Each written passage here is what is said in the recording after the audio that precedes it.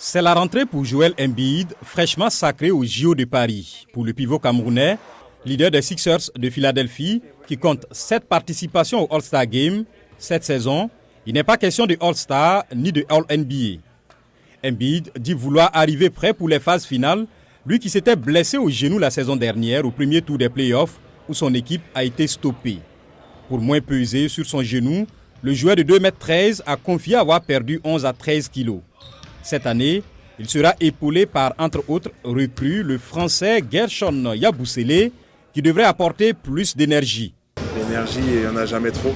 Il faut toujours ramener de l'énergie, que ce soit en défense ou en attaque, que ce soit sur une balle qui traîne ou quoi que ce soit, pouvoir sauter, pouvoir donner, on va dire, son corps à l'équipe et se battre. Voilà, essayer de combattre chaque jour, chaque soir, à 200%. Chez les Los Angeles Lakers, désormais on verra père et fils aux répétitions. LeBron James, légende du basket, 4 fois champion NBA, va attaquer à 39 ans sa 22e saison et former avec son fils Bronny, qui fêtera ses 20 ans dimanche, le premier duo père-fils sur un même parquet de la NBA.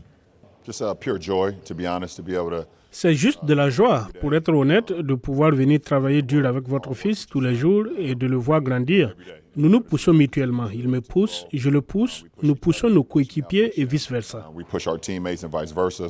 Ce que j'attends le plus, c'est de me retrouver face à face avec lui à l'entraînement. J'ai l'impression que c'est un sentiment tellement fou d'être en entraînement avec son père et d'être en compétition à un haut niveau. Bien évidemment, l'ombre du Congolais Dikembe Mutombo, membre du panthéon du basketball américain, décédé lundi à l'âge de 58 ans, a plané dans les centres d'entraînement.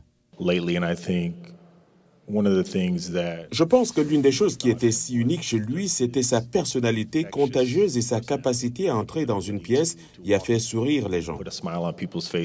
Il était à Houston et je suis allé au panier et j'ai reçu un coup de coude de Dikembe. Et si quelqu'un connaît les coups de Dikembe, il sait qu'ils ne sont pas très agréables. Il m'a fracturé le visage.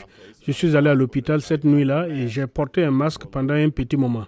C'est le souvenir que j'ai de Dikembe.